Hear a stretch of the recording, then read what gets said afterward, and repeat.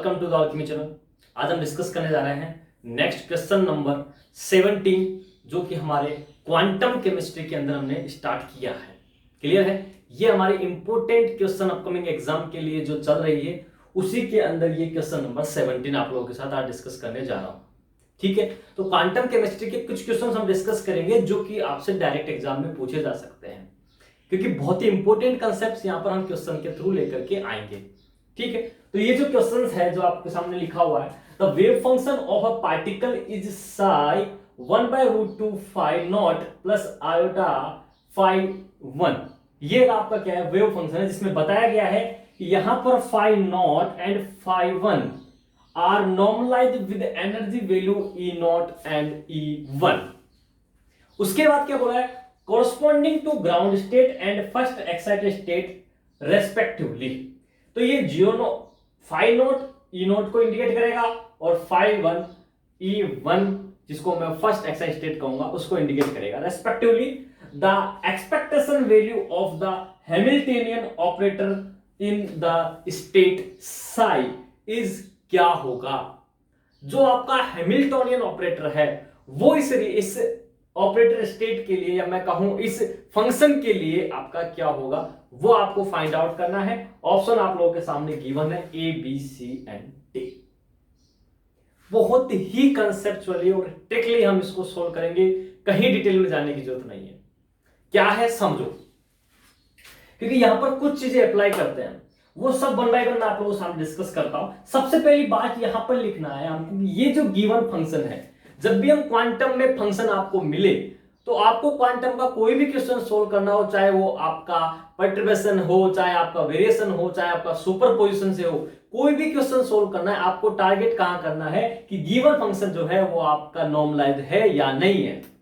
यदि इन दोनों का जो आगे इस फंक्शन के अलावा जो यहां पर कांस्टेंट लिखा हुआ है उसका टोटल का स्क्वायर इज इक्वल टू 1 आ जाता है, इट मींस फंक्शन आज नॉर्मलाइज्ड।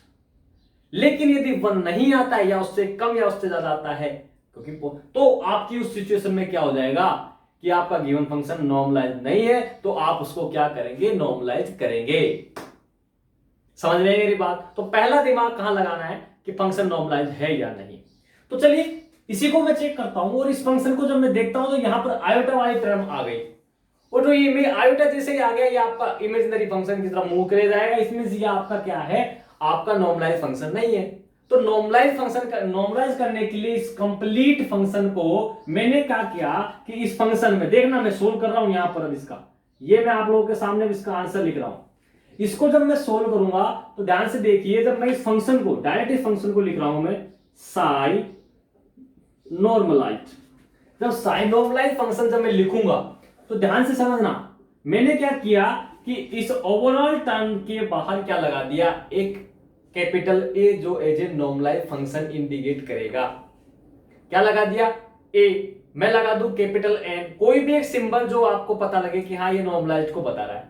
तो मान लीजिए मैंने इसके जब एन यहां पर एन मान ली, मैंने क्या लगाया, एन यहां पर एक नॉर्मलाइज फंक्शन लगाया, तो एन इस वाली टर्म से भी मल्टीप्लाई होगा और इस वाली टर्म से मल्टीप्लाई होगा। तो आपका बन के क्या आ जाएगा, आपका बन के आ जाएगा n√2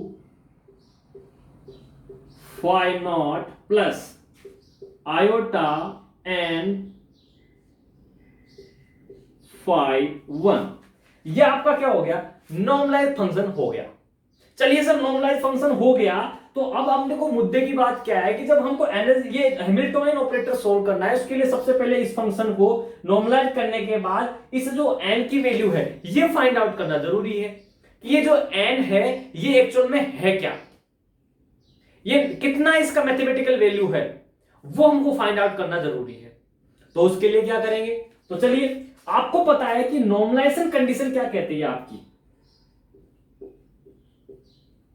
नॉर्मलाइजेशन कंडीशन। तो नॉर्मलाइजेशन कंडीशन ये कहती है कि भैया फर्स्ट टर्म का कांस्टेंट वैल्यू के स्क्वायर प्लस सेकंड वैल्यू के कांस्टेंट का square is equal to 1। Total क्या होना चाहिए, प्रोबेबिलिटी क्या कहती है, 1 होगा। आपका किसी भी चीज की पाए जाने की प्रायिकता कितनी होगी, 1। या तो उससे कम होगा 1 और उससे ज्यादा नहीं होगा, मैक्सिमम कितनी 1। तो देखो इसको इसका टोटल करूं तो 1 आना चाहिए, जो मैंने यहां पर डिस्कस किया था। तो मैंने क्या करना है, देखो इसका स्क्वायर करूंगा मैं, तो n√2 का स्क्वायर, जितनी टर्म होती है, यहां पर 2 टर्म है तो 2 टर्म का स्क्वायर हो जाएगा। तो फर्स्ट C1 का स्क्वायर प्लस C2 का स्क्वायर। C2 में देखो क्या है, यहां पर क्या है, n है, तो n है, इसका मतलब आप क्या कर दोगे, n का स्क्वायर इज इक्वल टू क्या आ जाएगा, 1, यही आएगा। ऐसा होने पर क्या होगा कि इसका स्क्वायर का मैं ओपन करता हूं तो क्या निकल के आ रहा है आपके पास, ध्यान से देखना, इसको सोल्व करूंगा, आ जाएगा आपका n स्क्वायर बाय 2, क्योंकि √2 का स्क्वायर क्या हो जाएगा 2 प्लस n स्क्वायर आ जाएगा इज इक्वल टू 1, यही आएगा। क्या यही आएगा? चलिए ऐसा आने के बाद जब आप इसको सोल्व करोगे तो आपके पास जो n की वैल्यू आएगी वो आ जाएगी √2/3 प्लस माइनस √2, क्योंकि n का स्क्वायर है, स्क्वायर हटाएंगे तो यहां पर प्लस माइनस आना जरूरी है। तो ये आपकी क्या आ जाएगी, n की वैल्यू आ गई।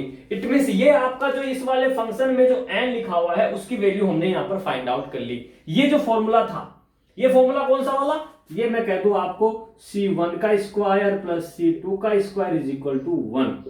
ये फॉर्मूला यहां पर मैंने अप्लाई किया तो उससे मेरी क्या निकल के आ गई, n की वैल्यू निकल के आ गई। अब इस फंक्शन के लिए जब n की वैल्यू फाइंड आउट हो गई, क्या करना है, कुछ नहीं करना, आपको जो फंक्शन लिखना है। नेक्स्ट देखो क्या होगा, इस फंक्शन को जब मैं लिखूंगा आपके सामने, तो ये फंक्शन किस टर्म में लिखा गया है इसके साथ देखना आप इसको। मैं लिखूंगा psi normalised is equal to, n की जगह मैंने लिखा √2/3, तो √2/√3 और नीचे ऑलरेडी √2 है, तो ये √2 ऊपर वाले √2 को क्या कर देगा, कैंसल आउट, तो बचेगा क्या, 1/√3 बचेगा नीचे। क्लियर है यहां तक क्लियर है। चलिए नेक्स्ट फिर क्या है आपका 5/0, देन आपका क्या है आयोटा n, क्या है आयोटा n। अब यहां पर देखो ध्यान से समझने की चीज क्या है, ये जो n की जगह वैल्यू क्या लिखेंगे अपन, √2/3, क्या लिखेंगे यहां पर √2/3 और आपका क्या आ जाएगा 5/1 फंक्शन, क्या आ जाएगा आपका 5/1 फंक्शन यहां पर आ जाएगा। और यहां पर भी क्या प्रेजेंट है, आयोटा प्रेजेंट है, तो यहां पर आपका आयोटा भी आ जाएगा। तो अब आपका ये जो नॉर्मलाइजेशन सोल्व किया हमने, इस वैल्यू का यहां रखने के बाद एग्जैक्ट क्या मिल गया आपको, ये नॉर्मलाइजेशन कांस्टेंट के साथ, मतलब ये जो गिवन फंक्शन है, अब ये जो पूरा फंक्शन है ये आपका क्या है, नॉर्मलाइज्ड फंक्शन है। इट मींस यदि मैं इसके आगे का कांस्टेंट और इसके आगे के कांस्टेंट का स्क्वायर को करूं तो उन दोनों का सम क्या आएगा, 1 आएगा। या आप चेक कर लीजिएगा 1 आ रहा है, इट मींस ये फंक्शन क्या हो गया आपका, नॉर्मलाइज्ड हो गया है। क्लियर यहां पर, ये चीज आपको समझ में आनी चाहिए। सबसे पहले हमको क्या करना होता है, फंक्शन को नॉर्मलाइज करना होता है। यदि फंक्शन नॉर्मलाइज हो गया, आफ्टर देन हम क्वेश्चन के अंदर मूव करते हैं, और क्वेश्चन क्या कह रहा है वो आप समझें। क्वेश्चन में हमको कहा गया है कि expectation value of Hamiltonian operator.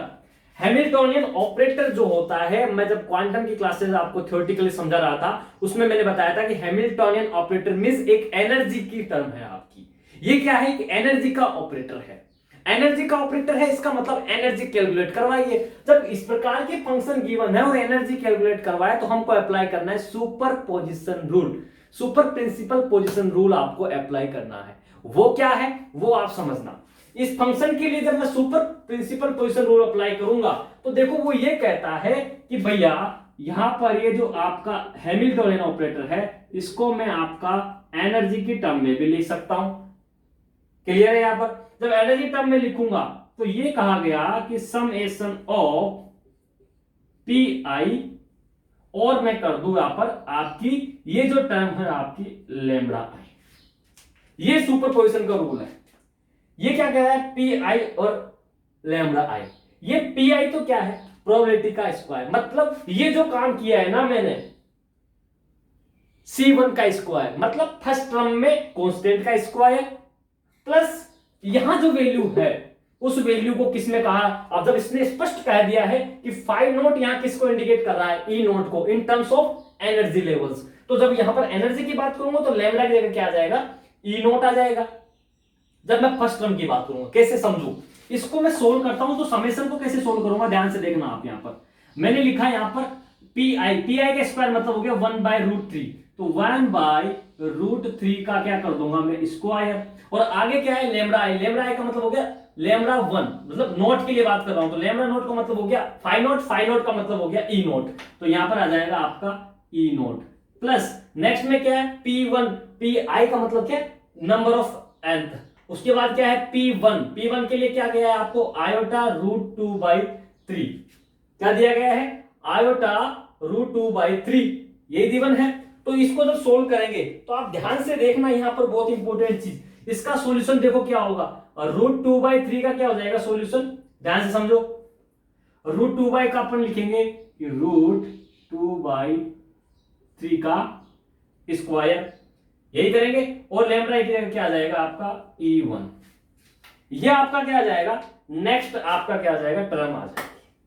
यहां तक कोई दिक्कत हो एक बार ढंग से आप पूरा स्टेप देख लीजिए और समझ लीजिए कि एक्चुअल में हो क्या रहा है, ये चीज समझना बहुत जरूरी है आप लोगों के लिए, और इस एक एक स्टेप को यहां से समझो कि एक्चुअल में यहां पर हो क्या रहा है।